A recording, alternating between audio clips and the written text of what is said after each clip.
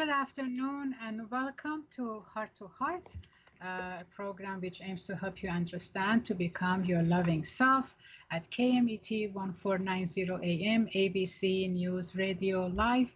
I'm Dr. Mitra Rashidian. I'm a licensed marriage and family therapist and a certified sexologist in full-time private practice located in Encino, California.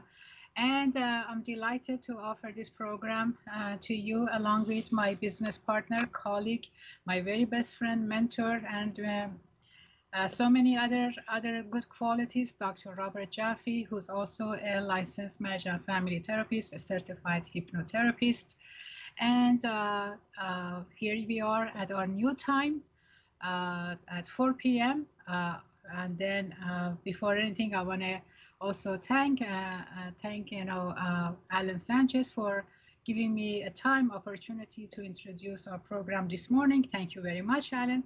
And so here we are, Dr. Jaffe, at our new time. Here we are at our new time. Yes. And so we want to let you know that we dedicate this program to you, our listeners. And we are here to let you know that you do have everything you need within you to feel happy, joyous, and free. We are born into our world as our loving, authentic, true selves. And we come in with all the qualities we need in order to be successful and to not just survive, but to thrive. We come in open to new learnings. We come in with the ability to stay calm in most situations. We are all born with curiosity. We are all wondering, okay, here I am, world. What's up next? We are emotionally available, so that means that we give and receive our emotions to others. We pick up their emotions. We give our emotions. And we're all the same in that way. We all have emotions and we all have the same feelings. We don't all feel everything to the same degree, but we all have the ability to feel sad. We all have the ability to feel angry. We all have the ability to feel loving. We all have the ability to feel happy. All the feelings are available to all of us. And in that way, we are all much more alike than we are not alike. And we are all sexual beings. And we are all sexual beings. So we also come in as our authentic true selves wanting to be honest. We don't like it when somebody is dishonest with us, and we don't like being dishonest with others, at least at the beginning. Unless well, we don't know dishonesty. That's a learned skill. Right. We just exactly. We comment on what we see and what we feel and what we think, and as long as we don't run into a force that's capable of hurting us and tells us that that's not okay to think or feel or comment on, we all remain honest. And then also we have the ability to be compassionate. And you see it even in very, very young children. My granddaughters are 3 years old. I saw them being compassionate with each other when they were 1, 2, and now 3 years old. They can understand how their siblings are feeling. They can understand how their parents are feeling, and they want to comfort their parents and they want to comfort their siblings, and they want to be comforted when they're not feeling good. So all of these wonderful things are part of the wonderfulness of being human. And what gets in our way is a lot of fear and a lot of judgment, which is based on fear. And so what we're here to do is, as psychotherapists, we are here to help people understand how to return to that authentic true self, that loving self. And that is what this program is dedicated to. Basically, yes. And then, finding our authentic true self is the essence of who we are, which somehow through life experiences from the time of birth all the way through our history of living, somehow it becomes kind of, contaminated by learnings, by fear, shame, guilt, sinfulness, and all of these are social impositions of negative emotions on us, which we, in different programs, we're going to be describing them. At this point, I'd like to invite all of you to please join us. For those of you who are here and you have been following us, thank you. Thank you for your ongoing support, and we look forward to receiving more of that. We want to know about your, story. We want to know about your experiences.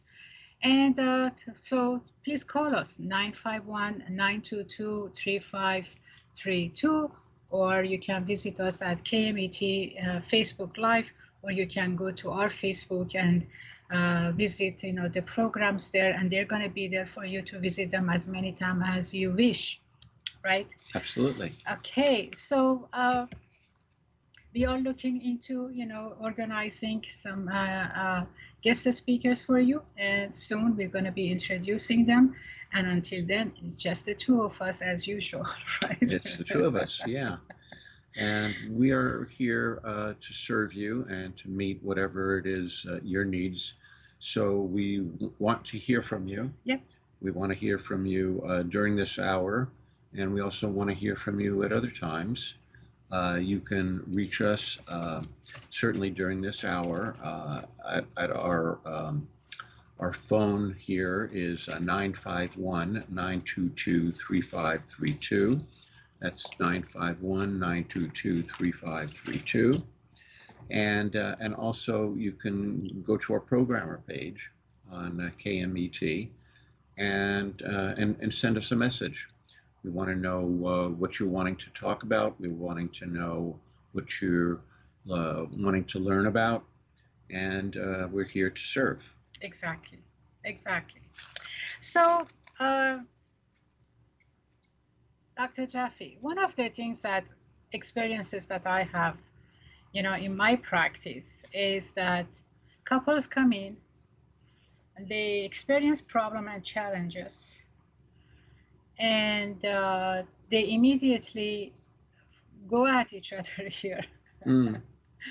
And the blame game. The blame game, and they try to, convince me that each one of them is more right than the other one. Yeah. And they look forward for me to side with them and confront the other one. And if I don't do that immediately, then I'm not their advocate, right? Right. And I see that, and usually I see that among couples that what you and I describe their behavior as codependent, right? Which we have talked about this, and we will continue to talk about this. And usually what I do my very best to invite couples to calm down, and just to listen to each other first, because one of the things that I see commonly is that both are talking at the same time and both are attacking each other at the same time, right? And sometimes I feel like if I'm not sitting there, they may actually physically hurt each other.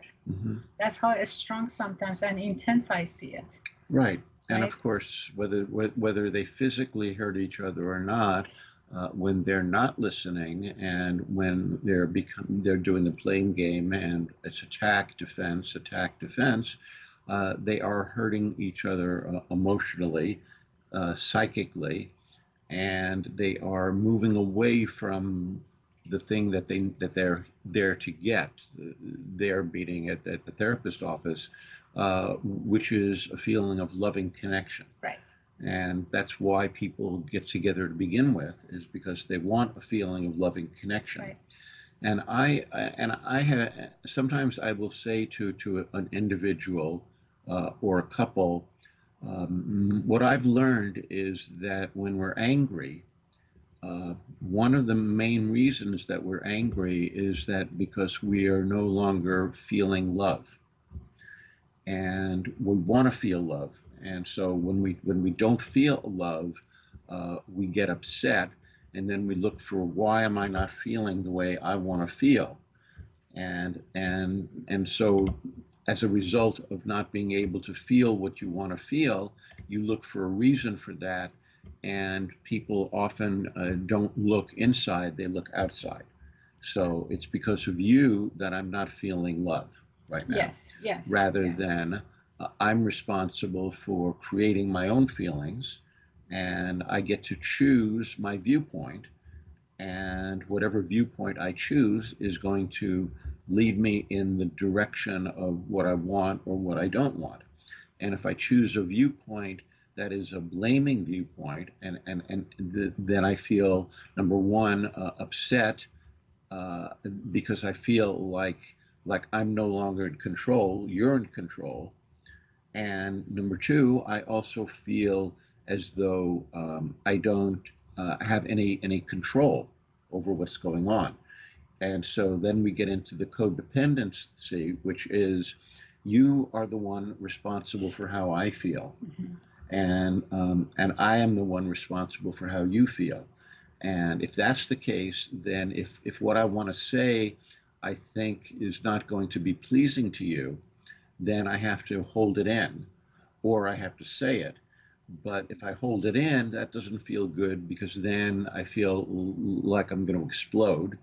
And if I say it, then that's problematic too, because you may not like what I'm going to say. So I try to find a way around it, and the way around it is to not be my authentic true self. Yeah, and that's even more hurtful than anything else. Right. Right. Exactly.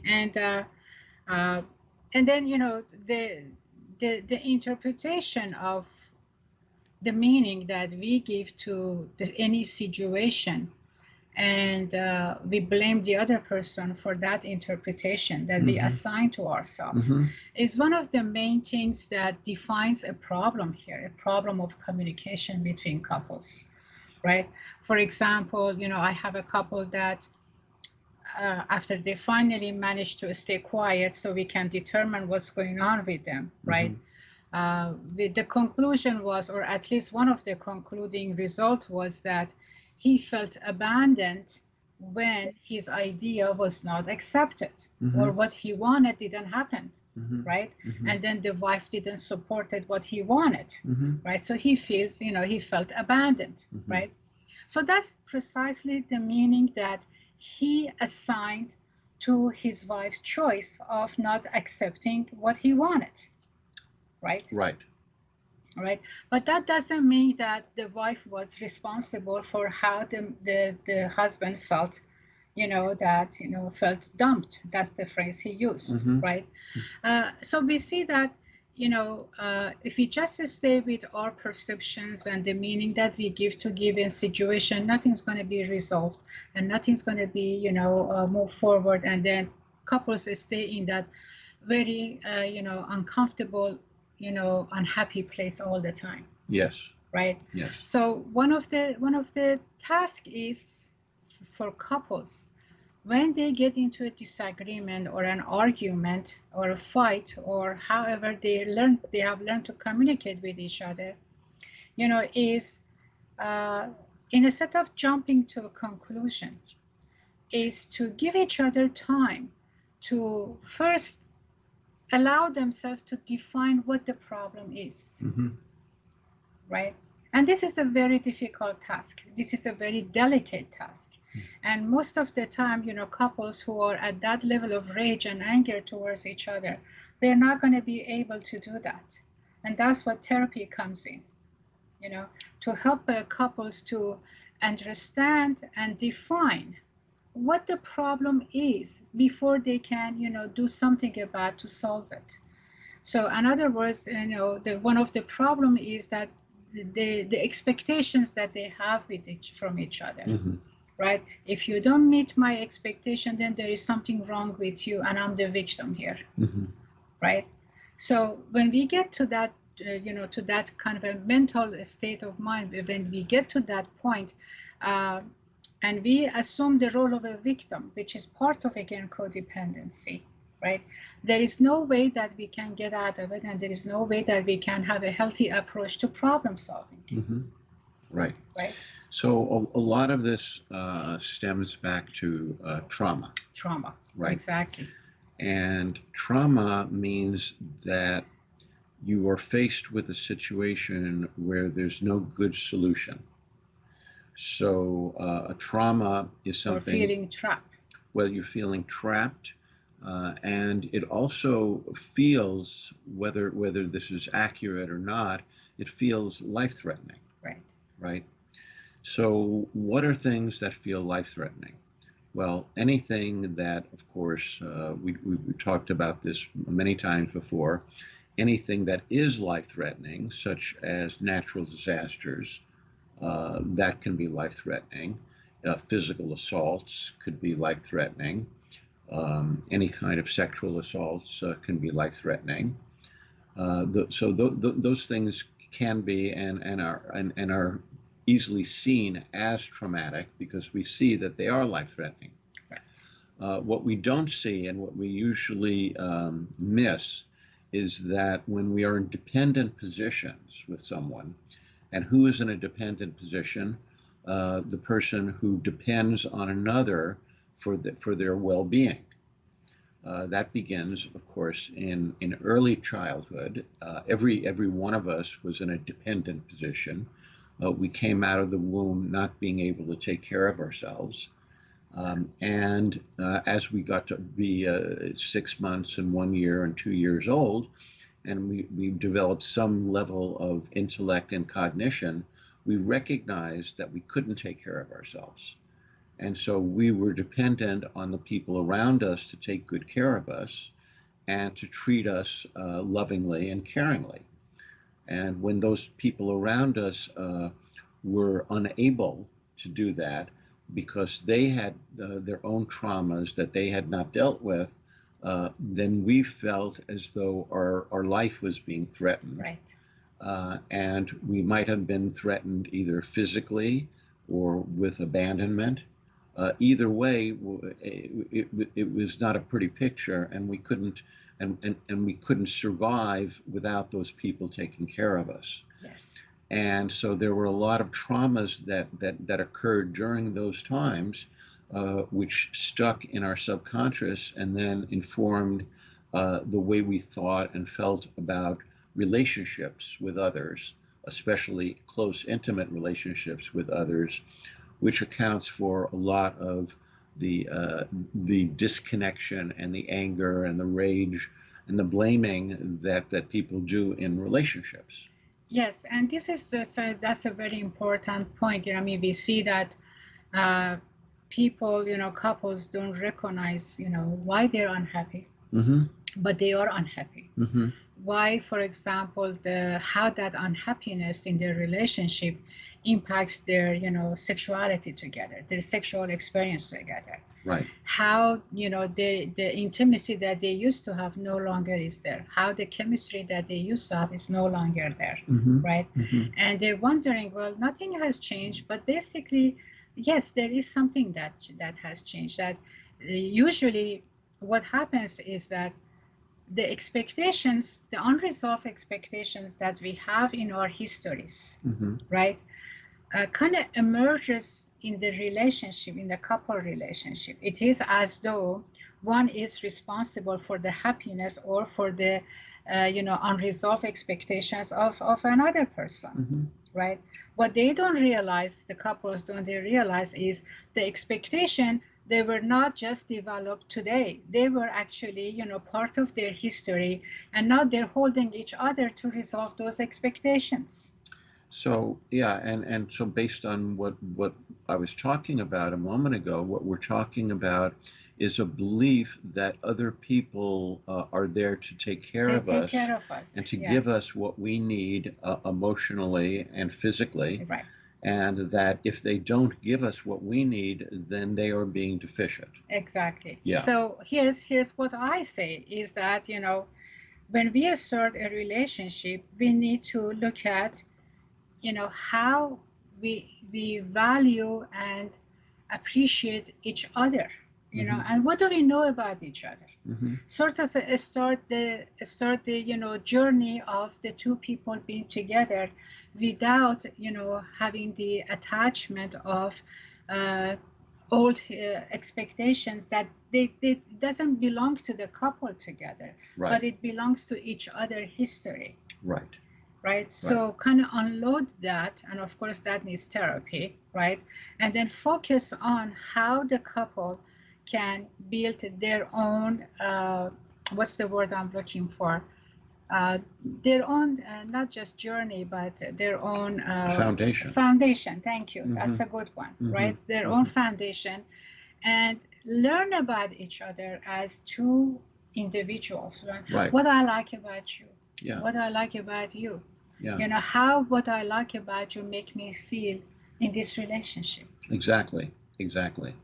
And so I think it's really, really important to recognize that these patterns that we've gotten into inform our expectations, as you say, and our beliefs about what is reasonable to expect in this relationship from the person that I'm with, and what that person can reasonably expect with me. Exactly. Like the couple that I mentioned about when the husband felt abandoned because what he wanted was not, accepted by his wife. So this feeling, this approach was not just, just happened, Mm-hmm. right? Mm-hmm. There is a history behind how a person brings their own meaning making of events, of traumatic event into the current relationship, and feeling abandoned Mm-hmm. is something that is built across a lifespan. Yes. Right? It's not just because if you don't value what I'm saying, then I'm dumped. Right. So this is a learned behavior. This is a Mm-hmm. Old perception. This is not something new. Mm-hmm. Right. We can always agree that we can disagree with each other. Right, but we can't agree to disagree if the stakes are too high. If the stakes are too high. Right. Yes. Because if the stakes are, what does that mean? That the stakes are too high? It means that I need you to see me in a wonderful person, and as long as I need you to see me as a wonderful person, if something occurs where you don't see me that way, then I'm going to be devastated. Right. Right. Yeah. Exactly. And usually people who have issues of codependency together, they have at least one form of traumatic experience Mm-hmm. in their earlier time of the life, Mm-hmm. or they have pervasive kind of a traumas to get to experience, or they have both. Mm-hmm. 30 seconds. And also, this is also the foundation of people who go for addictions. Right. Yeah. So we just got our notice that we have a commercial break coming up, and I would love to have you back with us so we can continue with this wonderful discussion. And please stay with us and give us a call, 951-922-3532, anytime before 5 o'clock. See you shortly. We'll see you soon.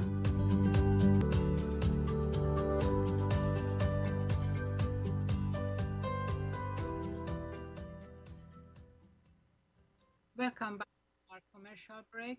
This is Heart to Heart program at KMET 1490 AM, ABC News Radio Live. For those of you who are just tuning in, our discussion today is about how couples get into an argument and have expectation from each other without knowing actually what the problem is or what the fundamental problems are in their relationship. And Dr. Jaffe and myself, we are talking about different aspects of it, such as codependency, trauma, and how past experiences can reflect their negativity into our current relationships. And I would like to invite you to please join us and talk to us, tell us about your experiences, because these are very important. And we understand that sometimes coming to the live radio show and talk about issues is not an easy thing to do, but we do our very best to make this place a very safe place for you. You don't have to mention your name. Or if this is still difficult for you, please contact us through our private information, which are listed at KMET homepage, or you can reach us through numbers and emails, and everything is there for you to choose one form that's most comfortable for you. Our phone number here live is 951-922-3532, and we do look forward to hearing from you. Support us, right? We are here. Thank you. So, Dr. Jaffe, we were talking about, how couples, they just jump into the problem solving stage without even knowing what the problem is. And we were talking about, how trauma is fundamental aspect of, unresolved issues that becomes expectations later on in life, right, in a couple's life. And how also, trauma are a fundamental aspect of addictions. Right, right. And how one can have codependency and addictions and all of that together. Absolutely. Yeah, and trauma is actually a state where something occurs and time gets frozen. It gets frozen in the moment that you're experiencing, and that freezing of the moment gets locked into the subconscious mind, and then becomes a constant state instead of something that occurred. If you think about yesterday, what occurred in your life yesterday, and you got up, you got dressed, you went to work, you interacted with people. As long as there were nothing in that experience that was very, very scary or hurtful, you went through that day without being traumatized, and therefore it kind of flowed into the next day. And so that's the way our days are. But had something occurred where you almost got into a car accident, or you did get into a car accident, or you got into a big argument with somebody close to you, or even somebody not close to you, you may have felt as though you needed to you needed to run away, or fight the other person, or you got frozen. And that's what we call the fight, flight, or freeze response. That has to do when you're experiencing something that is traumatic or something that is life-threatening. Trauma means that you feel as though it's life-threatening, even though it may not be. When something is life-threatening, it can become traumatic. You can carry that with you, and then that can inform a lot of your future experiences. So, for example, if as a child your father would get angry, and he would make this face, and let's say he would make a face and he scrunched up his lips and his eyes, and you saw that, oh, okay, he's getting angry, and then he would start to talk to you very sternly, then you would feel as though maybe you had done something really, really wrong or really stupid, or you may feel as though he might lash out and call you a name, or even worse yet, might actually hit you or spank you or do something. You may have developed a defense which caused you to whenever you saw him beginning to scrunch up his eyes and his face, caused you to freeze, or to try to walk away, or to, as you got older, maybe start to stand up to him more. And that experience can stick with you, and then you can actually relive that experience with a spouse. If you see the spouse is saying something, or scrunching up his or her face, you may subconsciously, you may not be aware of it, but subconsciously you become aware that you feel unsafe, and you either have to want to distance yourself, or you want to freeze, or you do freeze, or you want to get into an argument with the person. And that happens so frequently, and it's so subconscious. And that's why you were saying before, Dr. Rashidian, that we need to get the therapy, because therapy is really about unearthing these subconscious things that we carry inside of us. But by definition, subconscious means out of awareness. Right. And so if we're not aware of it, how can we talk about it? And how we can, and if we can't talk about it, and we can't say, you know, when my father used to do this, I used to get very frightened, and now I see you doing it, Yeah. and I'm getting really frightened, and I want to like run away. That would be a high level of awareness that most people don't have. Exactly. And also another point now that you're mentioning it this way is that subconsciously we tend to choose a partner that gives us the similar experiences that we had in our childhood. Whether that experience is an uncomfortable one, and usually that happens. That's, for example, women choose an abusive husband because they had an abusive father or abusive brother, right? And why is that? Because subconsciously we connect. Subconsciously It's familiar. it's familiar, even though if it is uncomfortable, but it's familiar. I know how to survive within an abusive relationship, so I feel okay to choose this person as my partner. Yeah, and it's interesting you use the word familiar, because familiar has the word family in it. Yeah. Right? Familiar is family. Yeah. Right? So if it's familiar, that means this is an extension of the family. Right, right. It's familiar, meaning that your family did this behavior or expressed these ideas or beliefs, and so you recognize them, and you feel attracted to them. Not necessarily that you consciously want them, and that doesn't mean that you consciously want them, but that it's something that's known versus something that's not known. Exactly. Right, and unfamiliar would be the opposite, someone who's not like our family. Right.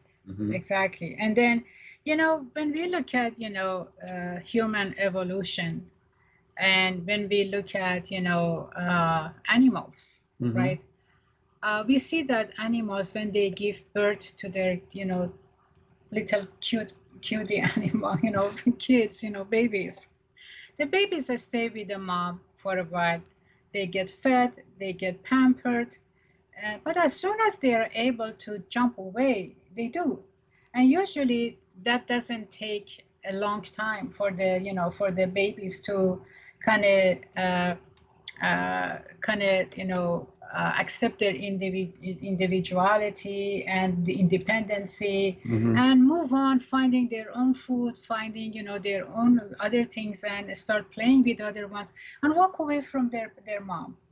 Right? So in animals we see that they do that a lot, and then some of them, they don't even come back. Right? They just walk away. I mean, that's their lifestyle. Right? However, within human being, because of the level of dependency that an infant has towards and his the or longevity. her, exactly, and a caregiver, exactly. So that connection happens in a much wider area and much longer time. Right. And but that's okay. There is nothing wrong with that.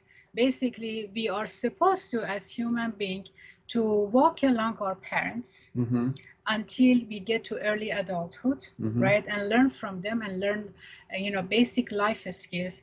But after that, we need to take our own detour and become our own individuals. That's the healthy direction, right? And see who we are as a person and develop that. And in a healthy family, the parent wants that for the child. Right. So in a healthy family, in a healthy family, that's what the parent wants the child to feel more and more independent, so that they can take good care of themselves, and so that they can go after the things that they want, that will give them the greatest joy and the greatest feeling of achievement in their life. And the more that the parent is successful, the more the child is able to separate, and usually separate in a healthy way, meaning that they don't have to run away or go thousands of miles from the parent in order to become free of the parent. Exactly. That they can actually stay, close to the parent geographically, if they choose to, and they can see the parent, as often as they and the parents feel comfortable in wanting to do that. But there's no great need for them to be close to the parent or to move away from the parent. That they still have a connection with the parent, but they don't need the parent anymore, and the parent doesn't need them. But they want to stay together because they give each other a lot of love. Yes. Yeah. Yes. And some of the codependency that we see, they actually belongs to the parent. Mm-hmm. Where they attach to their children in order to feel good about themselves. Right. Right. What they don't realize is that they kind of trap the child in a invisible prison of emotional negativity. Mm-hmm. That the child doesn't feel strong enough or feel free or feel permitted that they can move on with their own life. Mm-hmm. Right. Right. And what's left behind for the child, even as an adult, is profound sense of unconscious shame and guilt and fear of separation. Mm-hmm. And they feel obligated that they have to make their parents happy by complying with their codependency. Right. Right. Right. Yeah. And so when a child feels as though it's their job to take care of the parents emotionally, the parent has failed to provide that sense of safety, of emotional safety that the child needs within themselves. So the parent then tries to make themselves indispensable to the child as opposed to helping the child to create their own independence. And that is the beginning of codependency, where I'm here to take care of you and you're here to take care of me. Yeah. And the underlying assumption is that we need each other rather than we want to spend time together, but that we don't need each other in order for us to feel happy and fulfilled. Yes. I mean, we see that a lot in couples, right? Yes. Yes. And, what do you think, in your opinion, is one of the basic approach for the couples to realize that they're bringing the history of codependency and not them as a codependent into the relationship? Mm-hmm. I think this is one of the key parts of, therapy, that for couples to understand that they are separate beings. First of all, they don't own each other in a relationship. Mm-hmm. I mean, what I see, as part of that is the sense of ownership that they have towards each other. Mm-hmm. Right? Like, you do as I want you to do. Otherwise, I'm unhappy in this relationship. Right. Right. Exactly. And that is profound, because we are free beings and we were born as free beings, and nobody owns us and we don't own anybody. It's okay to agree that we have disagreements. Mm-hmm. As couples, we are partners in life. We are not owners of each other. Right. Right. We are partners in life, aiming for the same goal. That means primarily that goal is to be happy together, to enjoy life together, Mm-hmm. to enjoy our sexual life together, to get to know each other, right? To help each other, to promote each other, to assist each other to achieve our own personal goals, grow, move forward, have that sense of independency, right? Because these are the factors that makes us, have a healthy relationship. Right. Right. So to me, the single most important thing when couples come in and are blaming of each other is to get the finger turned towards themselves instead of pointing at the other person. Yeah, see, they do this, right? Yeah. But what they don't see is that three of the fingers are actually facing ourselves. Yeah. And we are holding these three fingers strongly because that's the reality, Mm-hmm. I have three fingers pointing at myself and I'm holding that strongly, and only one finger is pointing as the partner, Right. And so there may be people listening to us right now who say, yeah, but my partner does this or my partner doesn't do that. Is that supposed to be okay with me? Okay. All I do, I take care of the house, most of it. I ask him very little. I ask him to take the trash out on Tuesday, you know, and every Tuesday I have to remind him, honey, can you take the trash out? And then usually I get, oh yeah, yeah, yeah, I'll take care of it, and then he forgets, and then Wednesday morning the truck comes and they don't pick it up. And I keep asking him, and I'm very nice about it. And so, what am I supposed to do about that? See, and so when we hear something like that, we know that the person is obviously resentful, right? But the resentment is either being hidden, or the resentment isn't being acknowledged within the person themselves.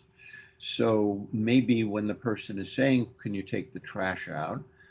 They're really saying, "Hey, you idiot! I have to remind you," rather than when it's Tuesday, I'm not going to remind you to take the trash out because you're an adult, and if you don't take the trash out, then the trash is going to stink up the house. Oh, but I can't handle it when the house is stuck up, so I have to remind him either that or do it myself. So this is the kind of thing that we get. Yes. Yeah. Yeah.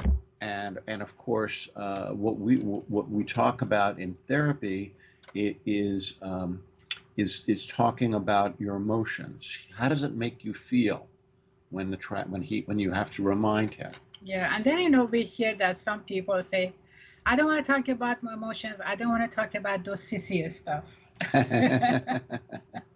Yeah. How does it make you feel when you have to remind him? And how does it make you feel when she reminds you? Right?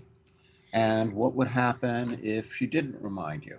And what would happen to you if you didn't remind him? And then we usually get, well, the house would stink up, and I can't live in a stinky house. And if that's going to be the case, then he can find his own place, right? And well, if he can find his own place, that means that this issue is not just about him taking the trash out. This issue is going deeper than that because you're already in a place where you wanted to kick him out. And now this issue of the trash it may be an issue, but it's not as big an issue as you're making it, because the truth is that you're already carrying resentment. Yeah. Yeah. Yeah, and then that resentment, it doesn't just happen. We learn to adapt to certain feelings as we grow up. Mm-hmm. So we pick the behavior or the attitude that we are most familiar with in an uncomfortable situation. Right. Yeah, I have a couple. They got into a very big fight because he put the soda bottle in the trash that wasn't recyclable. Okay. See, so, and she saw him do that, and she said, that's not the recyclable. And he said, yeah. And they ended up in a big fight over it, right? So we know that obviously the big fight wasn't over the fact that he put the piece of soda in the wrong trash can. There's a lot deeper to it. But if both of them or one of them can't deal with or look at the meaning behind that and how and why it becomes such a big deal to them, they're not going to be able to resolve it. And there will be other little things that create the big blowouts that they have, that they're not able to understand why it's happening. Exactly. And subconsciously we don't realize that. So like you said, being unaware, and I like that definition of subconscious. We're not aware that sometimes our emotion gets us to a point that we act and we operate based on our prior thinking, based on our prior learning, and looking for love and looking for acceptance. Right. So then what we do, we chase our partner trying to convince them of something that we want to get our point across. Yeah. Right. And at that moment, we're not looking ourselves, we're not acting as our adult self. Right. So yeah. So this book, Healing the Child Within, is a wonderful book about how people get injured in childhood and how we can begin the healing process. And then this other book that I have been working out of is called Codependence: Healing the Human Condition.